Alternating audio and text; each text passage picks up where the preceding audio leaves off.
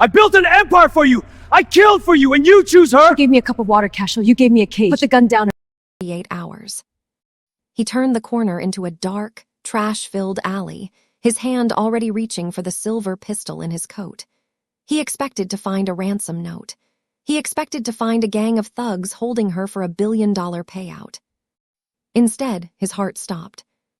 There, leaning against a damp brick wall, was the most powerful woman in the city. Cashel Vane was pale, shivering, and covered in a thin, tattered blanket. She wasn't surrounded by guards. She was being held by a girl who looked like she hadn't eaten in a week, a homeless girl with dirt under her fingernails and fire in her eyes. Don't come any closer, the girl whispered, holding a broken glass bottle toward Cashel's throat. Cashel laughed, a cold, dry sound. Do you know who I am? I could have you erased for even looking at me. I don't care who you are, the girl snapped, her hand steady despite the rain. Your men are the ones who put her here. They threw her out of a black car like she was garbage. I'm the only reason she's still breathing. Cashel froze, his own men, his loyal brothers. Then he realized one thing. The empire he had built on fear wasn't a fortress. It was a cage. And the only person in the world he could trust wasn't a general or a genius. It was a girl who owned nothing but her courage. Cashel didn't have time to process the betrayal. The sound of heavy boots clicking against the pavement behind him was the only warning he got. He spun around just as a laser sight dotted his chest. His lead bodyguard, a man he had paid a fortune for 10 years, didn't hesitate. He pulled the trigger. The bullet grazed Cashel's shoulder, tearing through his expensive wool coat and sending him spinning into a pile of wooden pallets. The world blurred into a haze of pain and adrenaline. Kill him, kill them all. A voice screamed from the end of the alley. It was Jin, his second in command. Before the next round could fire, a small, rough hand grabbed Cashel by the collar and yanked him backward. Runna moved with a speed born of years of running from the law. She kicked open a rusted cellar door hidden beneath a layer of discarded cardboard. Down now, she hissed. Cashel tumbled into the dark, smelling damp earth and old grease. Runna pulled his mother in after him and slammed the door shut, sliding a heavy iron bolt just as bullets began to shred the wood above them. They were trapped in a crawl space barely 4 feet high.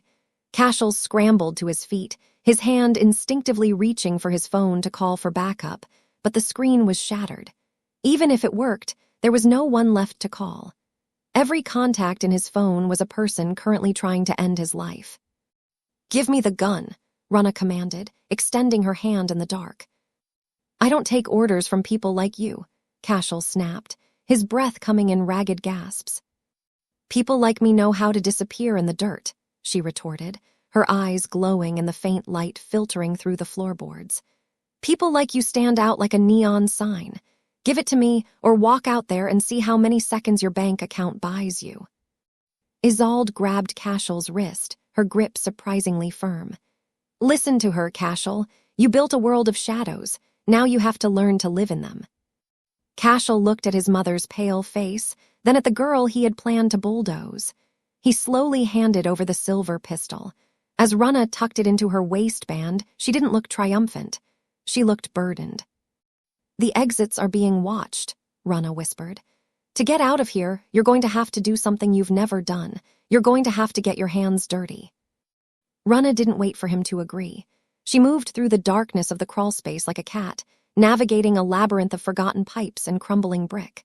Cashel followed, his knees scraping against the jagged floor. The sounds of the hitmen above grew muffled, replaced by the heavy, rhythmic thrum of the city's underground.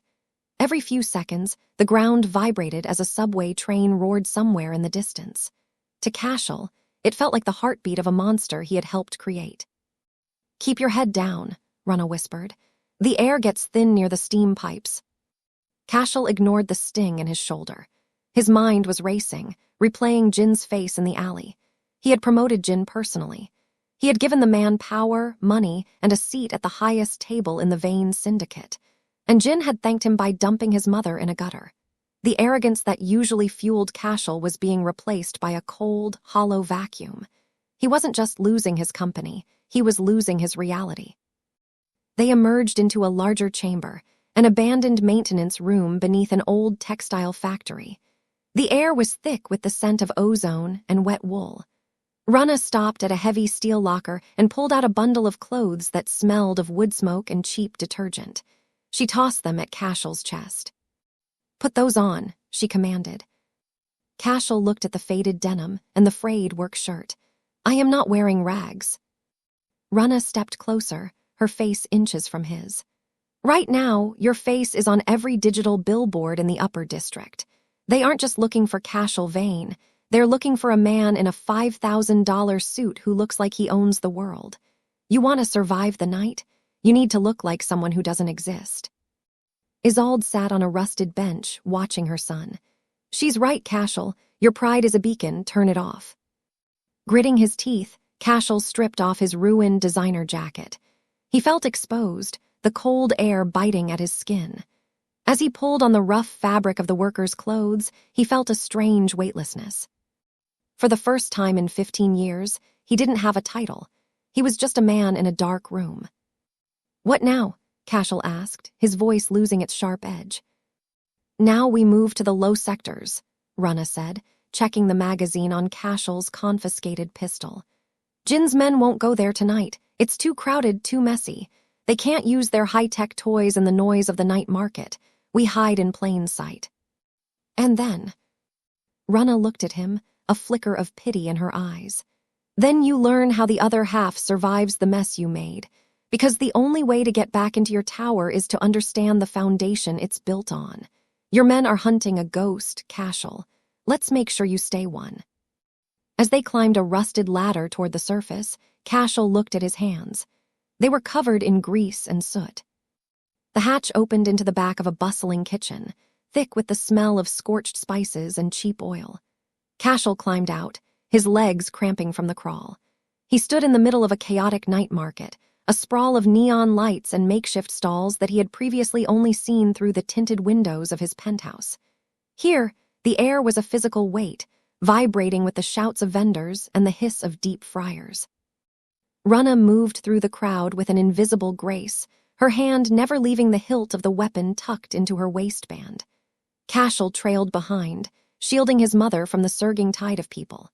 Every time a drone buzzed overhead, his heart hammered against his ribs. He expected a squad of tactical police to drop from the sky at any second. "Eyes down," Rana warned, sensing his panic. "In this place, if you look like you're searching for someone, people assume you're the police or the mafia. Either way, you get a knife in the ribs." They stopped at a stall selling bowls of steaming, grayish broth. Rana handed a few crumpled bills to the vendor and took 2 bowls. She handed one to Isolde, who began to eat with a quiet, desperate dignity that broke Cashel's heart.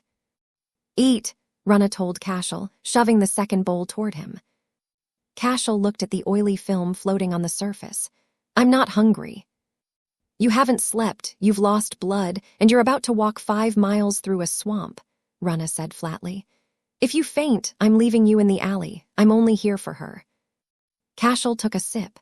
It tasted like salt and old bones, but as the warmth hit his stomach, he realized how close he was to collapse. He looked at the people around him, laborers with scarred hands, mothers clutching crying infants, and children darting between legs to snatch fallen scraps.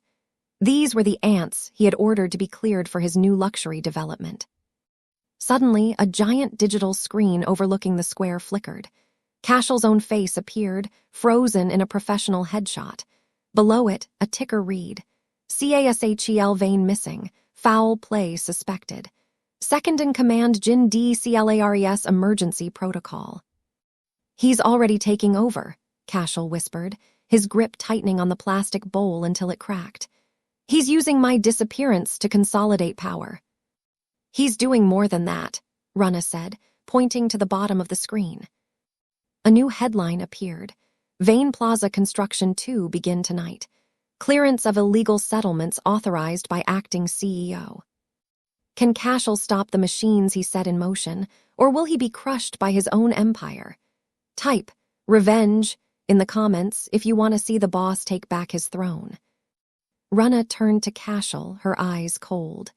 "Your men are coming to flatten this place. My home, my people, all because you wanted a better view from your balcony. If you want my help to get your mother to safety, you have to tell me how to stop those machines." Cashel looked at the desperate faces in the market, then back at the screen.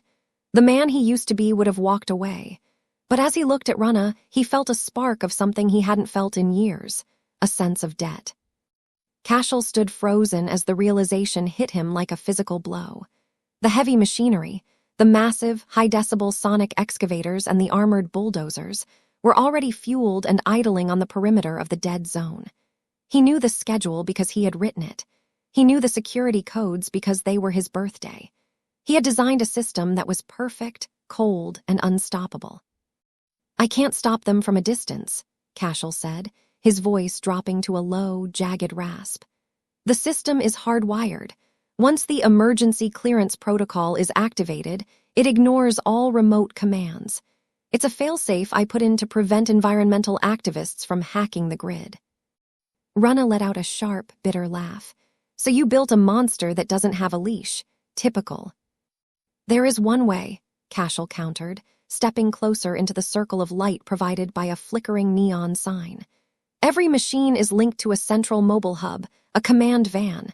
If we can get inside that van, I can manually override the sequence. But it's guarded by the elite Vane vultures. They don't take bribes, and they don't miss." Isolde reached out, touching the sleeve of Cashel's rough work shirt. "You aren't a soldier, Cashel. You're a strategist. Use your head, not your pride." Rana looked at the clock tower looming over the square. 4 hours left. She turned to the crowd of laborers who were starting to notice the terrifying headlines on the screens. Fear was beginning to ripple through the market like electricity. "I have 50 people who will die for this dirt," Rana said, her eyes locking onto Cashel. "I have 50 people who will die for this dirt. They don't have guns, but they have hammers, pipes, and nothing left to lose." "If I give you a distraction, a riot big enough to pull the vultures away from that van, can you actually do it? Or are you just a suit with a loud mouth?" Cashel looked at his hands. They were shaking, but not from fear. It was the adrenaline of a man who finally had a target. He looked at Rana, seeing not a homeless girl, but a commander. "Give me the distraction," Cashel said, "and get my mother to the old subway tunnels.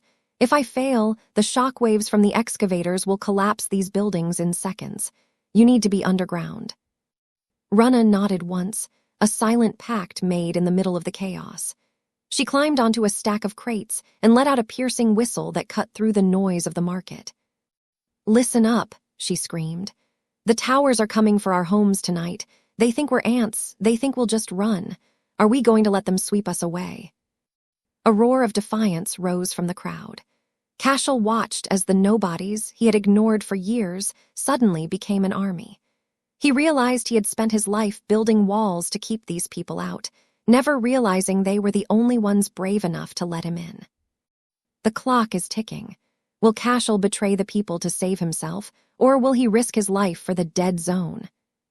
Subscribe and hit the bell so you don't miss the climax. As the mob began to arm themselves with whatever they could find, Cashel slipped into the shadows, heading toward the perimeter.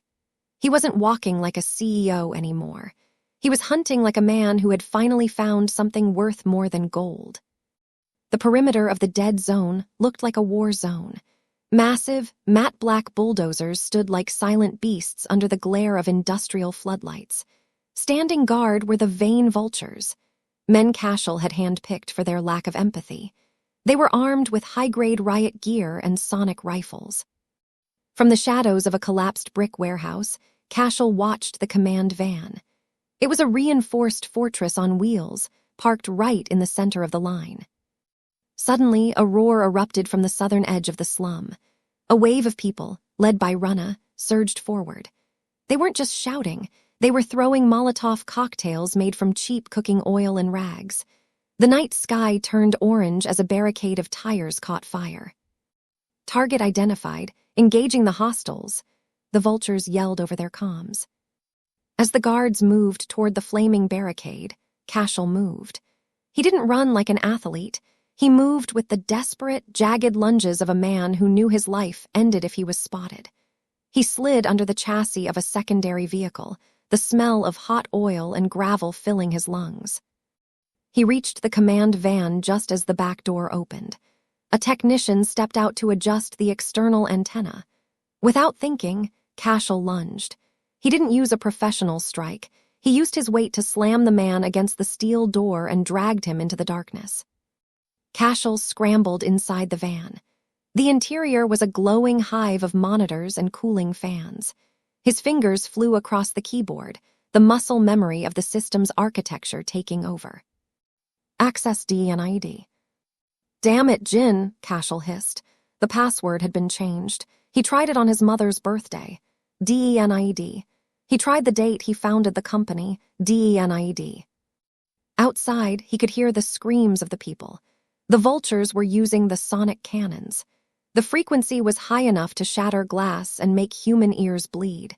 He saw Rana fall to her knees on one of the monitors, clutching her head in agony.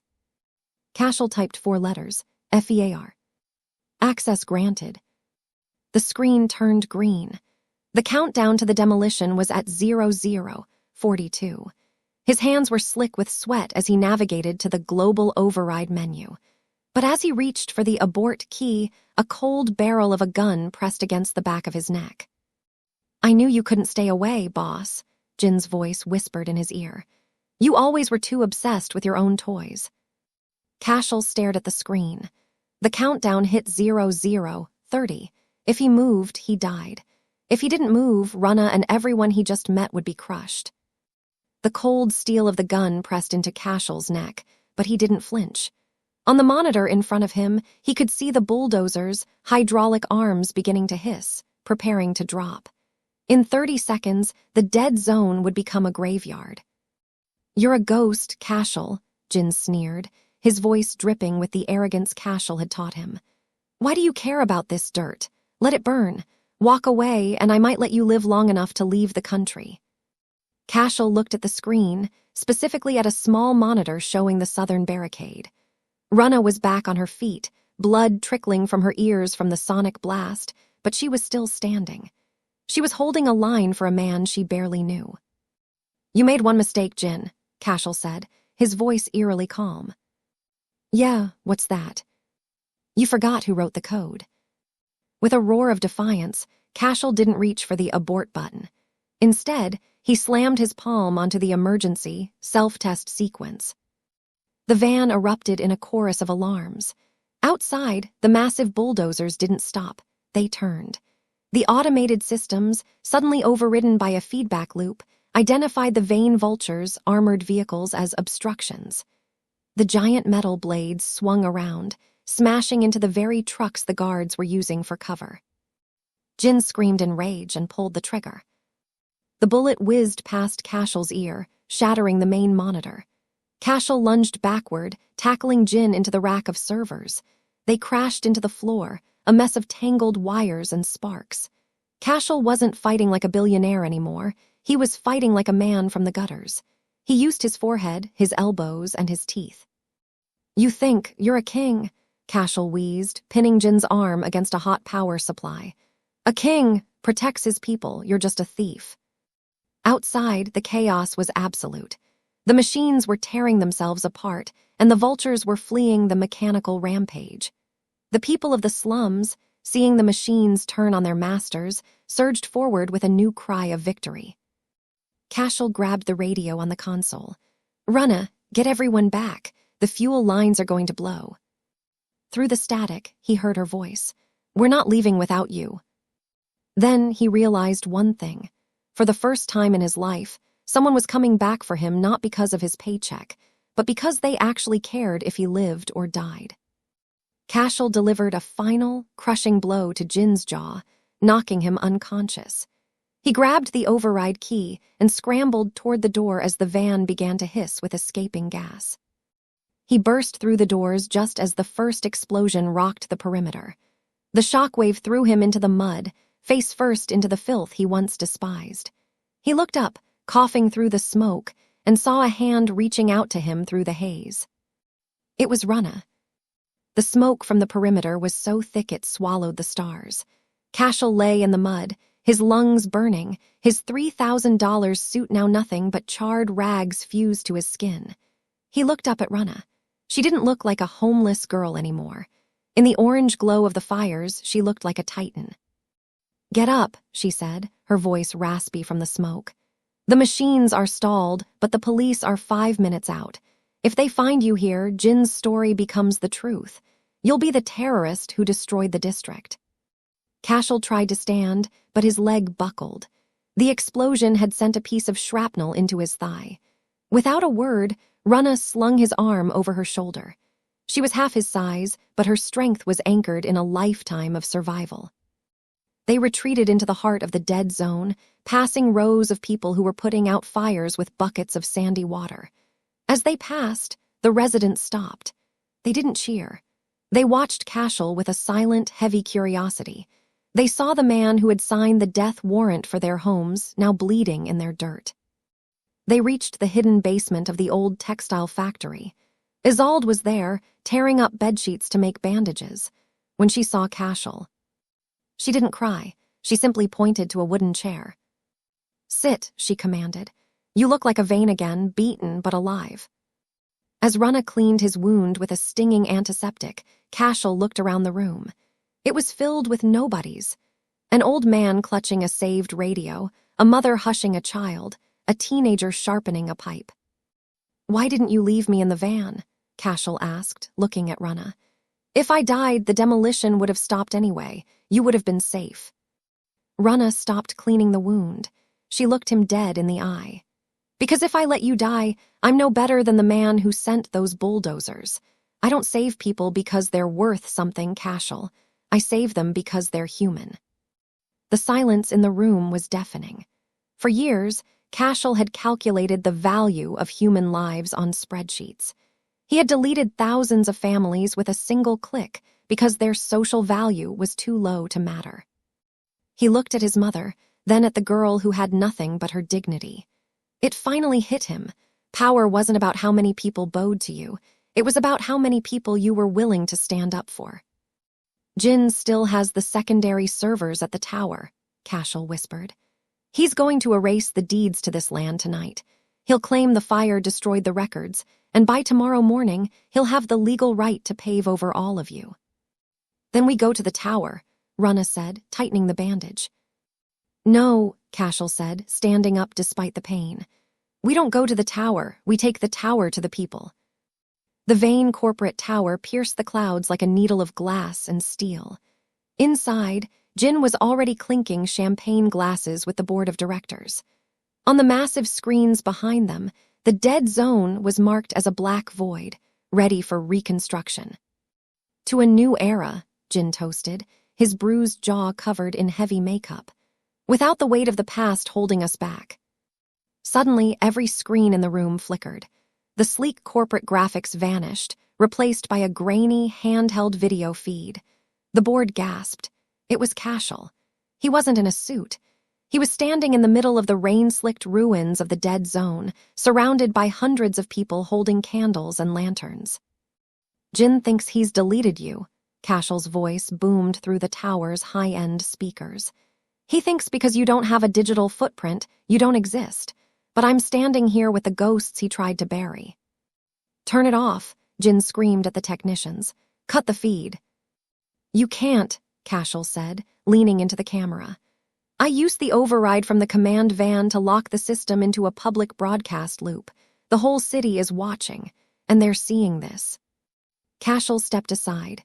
Behind him, Rana held up the heavy metal box, the heart of the zone. She opened it, pulling out the original paper deeds signed by Cashel's father. "These aren't just papers," Cashel told the millions of viewers watching on their phones and billboards. "This is a debt. My family built this city on the backs of the people we tried to erase. Tonight, the Vane Syndicate doesn't belong to me, and it doesn't belong to Jin. It belongs to the citizens." As the police sirens grew louder, they weren't heading for the slums, they were heading for the tower. The evidence of Jin's emergency protocol fraud was being uploaded in real time to every news outlet in the country. Jin slumped into his leather chair, the glass of champagne slipping from his fingers and shattering on the floor. He was a billionaire 5 minutes ago. Now, he was a criminal with nowhere to hide. Back in the mud, Cashel turned off the camera. The silence that followed was peaceful.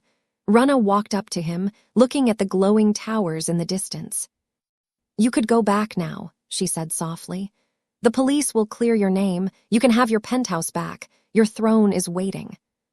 Cashel looked at his hands, scarred, dirty, and steady.